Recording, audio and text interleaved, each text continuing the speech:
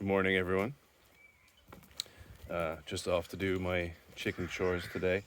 I wanted to bring you along just to kind of do an update on the feeders that I use for the chickens. So you may have seen in previous videos that I use port feeders. So I basically have a weather-tight plastic tote that has these ports on the side of it that allow feed to flow down underneath a kind of a bend in a piece of piping, and it allows the chickens to just stick their heads in there and eat. And so because of the size of those, I only need to refill them approximately every few weeks. So the last time I was refilling, which was just the other week, I needed to check them, have a look at them, see how they were doing, because I haven't been using them for that long. And I noticed that one of them had picked up just a whole bunch of cracks in the bottom corner. And also there were some hairline cracks around where I installed the ports. And, you know, although they weren't massive, they were enough to let moisture in and cause the feed to get wet, clump up, and potentially even start to mold, which you do not want, especially if you're leaving a kind of bulk amount of feed out there for a couple of weeks, which is what I do with these feeders. So this is that feeder here. And let's see. So this corner, see that very well, but some pretty good cracking going on here in this corner, and you can see how it's kind of even still, the feed is still sticking to the inside of the tote. And then just in a few of these screw holes here, where I installed the tote in the first place, I think there were one or two little hairline fractures. So what it caused is not only feed clumping up down in that bottom corner, quite a lot of it, but also we got feed like just here, you know, clumping up and getting kind of damp around the connections or the edge of where the port comes into the feeder, even though it has these rubber gasket seals. So this particular tote is it's kind of shagged for now. It has that cracking is just not something that I can easily deal with at the moment. I could probably try to seal it up with epoxy or something like that, but they are relatively cheap totes, these ones, and maybe that's what I get for using cheap materials. So what I did was I've built a new one out of the same totes because I had another one. Built that yesterday morning, and I put in all these new ports, but this time I've put just a bunch of silicone around them so that that will hopefully seal them for water. And this time, no cracks in the corners, no hairline cracks around the ports. So I'm gonna get just the water hoods attached right now, and then we'll fill it up and we'll take it out there. These rain hoods, they're pretty good, but they're tricky sometimes to install. There's a pretty tight fit on them. So, well, the tight fit is good. You know, you want that nice and tight, but they are just a little bit fiddly to install, and this is another occasion at which you could potentially crack the tote if you're using slightly cheaper totes like I am. I need to figure out what is a good price to pay and a good kind of thickness of material to get. There's not a lot of variety available in store in Ireland, but I've been buying them online so far. I bought a bunch. You can see I have a bunch of them. Well, maybe you can't see, but I got a bunch of the extra ports at the back here in case I need to just quickly make up new feeders like this. Sometimes you need some extras you can swap in and out. I can reuse the ports from that old feeder, but I wanted to just start fresh this time, and I will reuse those other ports at another date. But what I was thinking, for extra durability, and so that I can put maybe some kind of large off-road casters on the bottom, or just so that I can kind of bump it around a little bit, because this is a farm and I'm often tired in the morning, so I'm not as careful maybe as I could always be. So I was thinking, if I get a galvanized steel box, I've been looking for one, just a steel box about this size, with a lip on the top of it here where you can maybe attach a weather seal just to stop moisture coming in from the top. So I'm wondering if that might be a good solution. Maybe others could let me know what they think. I know that a lot of chicken feeders these days are made out of galvanized steel, so it might be a good solution. That would be pretty tough. You know, durable, can be bounced around, it's not going to crack, and hopefully not let water in. One concern with that idea is that I wonder if, because it is metal and sealed, hopefully sealed, that I wonder if it would start condensation buildup due to temperature change inside above the feed level. I don't know if that's something I should be worried about, but I've been looking around to try and find the right galvanized steel box, and it's very difficult, actually. You'd be surprised how hard it is to find just the right box. So I'm still looking. If anyone has a link to online, just a very simple, this is a 70-liter tote. I like that size, so a simple, flat-sided, galvanized box with a lid that has a lip here, and the lid comes over a little bit so that rain can drip down, and also I can put a weather seal. Then let me know. Give me a link in the comments. I would greatly appreciate that. That would really help to just get this feeder into a much more reliable spot, or this feeder design into a much more reliable spot, because I really do like it. It's convenient and it does seem to work, just maybe a little bit fragile for my uses at the moment. So okay, that is all of the rain hoods on, the silicone around the edges here that will hopefully help with any moisture has cured enough. Not as well as I would like it to, but it's probably enough. I don't think that the chickens will mess with it. That's another test. Will the chickens mess with that silicone? So next thing we want to do is to come over here and fill it. So I'll show you using my DIY grain silo over here. So you just slide the port feeder underneath here,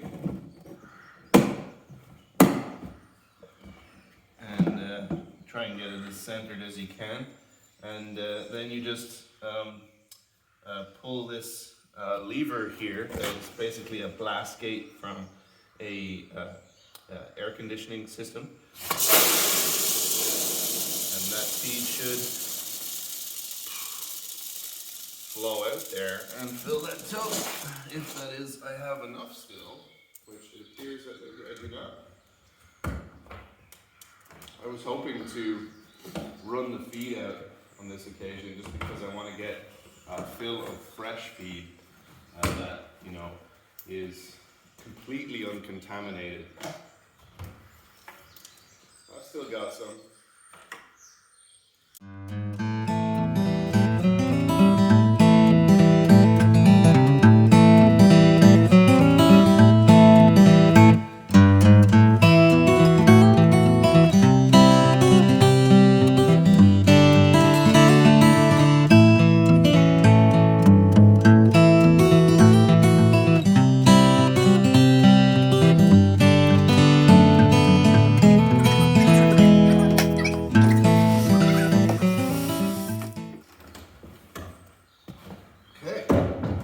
that is the last of the feed in that silo. So now I can go ahead and buy some more, maybe during the week here, and get a refill. I'll probably get about 10-20 bags to refill that. But that is enough feed in that tote for now, so that it's still manageable for me to carry or put in and out of our little wagon wheelbarrow thing.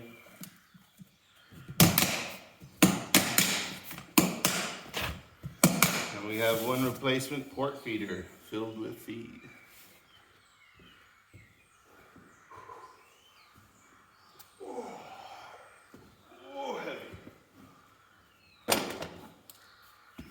Equivalent to a few 25 kilo bags in there, so there is some weight to it. All right, let's get out there and get this into the chickens, wake them up, give Randy some more medication, and maybe collect any eggs that might be sitting there. All right. Okay. So we're over here at the chickens now.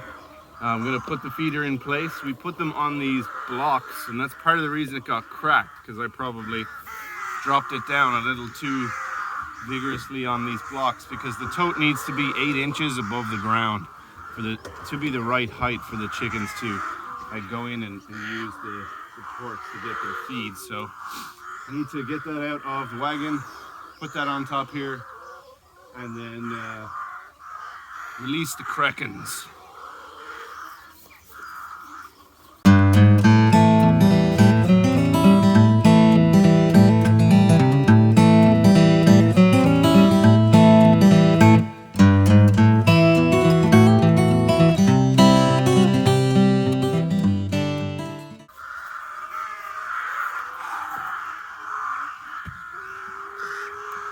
Okay.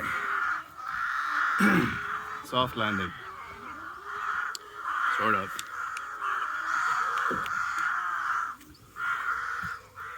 Okay. Let's get these chickens released.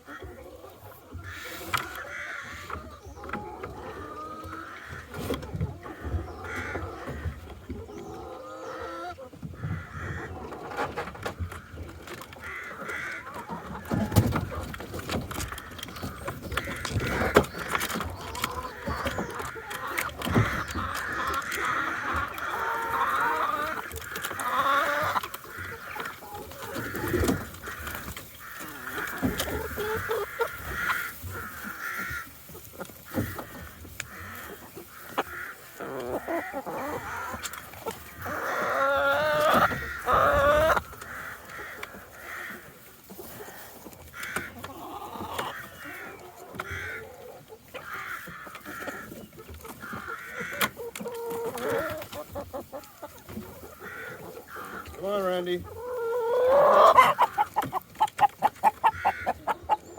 Ambush successful.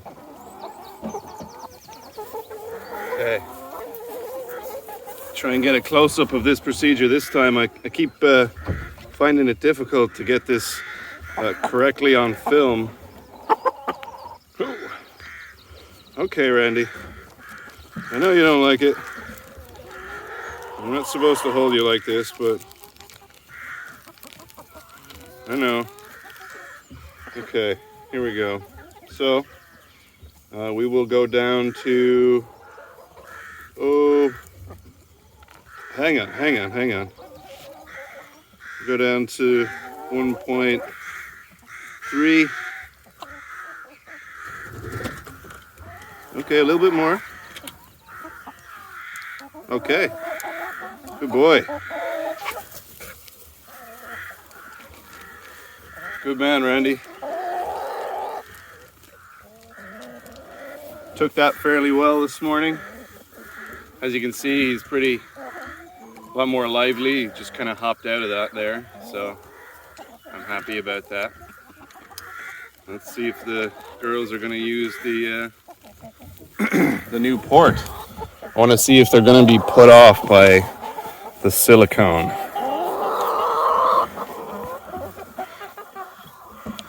Nope, it seems not. Not for those two anyway. Let's take a walk around.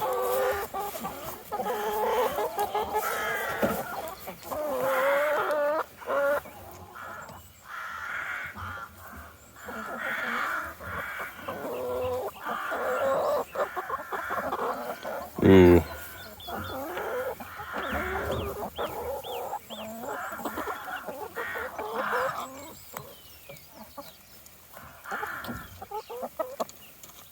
Ooh.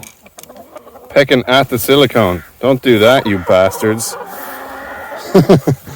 Don't do that. That's to keep the water out of your feed. Okay, so silicone might not be the ticket here. Well, we'll leave it on for the moment. Just see how they go.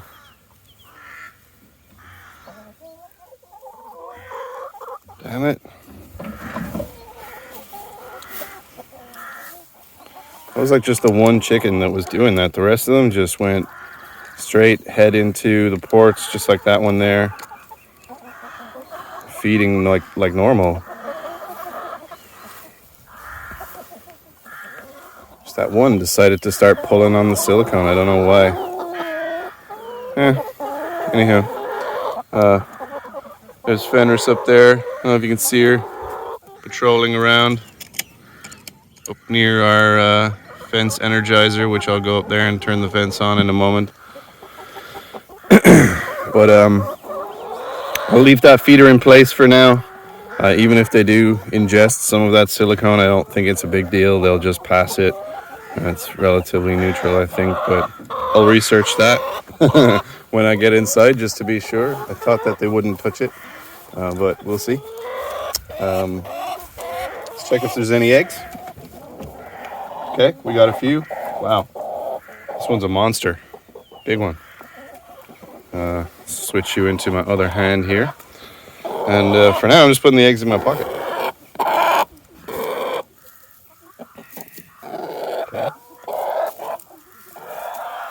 Okay, that's 3, 4, 5.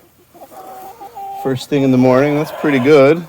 I need to de-poop some of these nest boxes.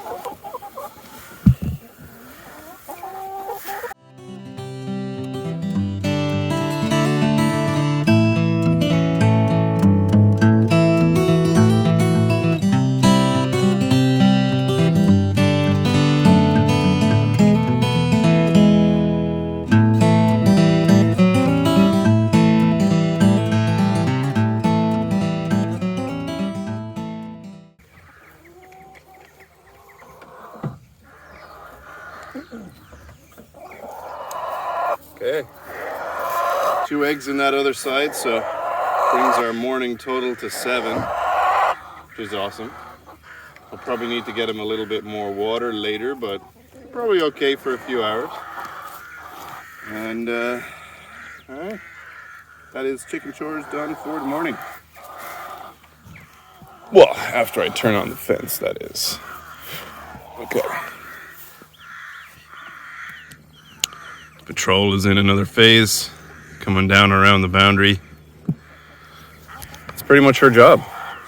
Patrol the farm in the morning, during the day, and make sure she keeps out any foxes or the predators, and also the neighbors' dogs sometimes like to come in here, and I'm worried that they'll get too close to the birds and interfere with them. So hopefully she's also doing a little bit of work to deter them. I know they've been coming in through a hole up near the gate recently, so that's why she keeps patrolling up and down there, I think. But we'll see. I don't know. She's been doing a good job so far. Okay, so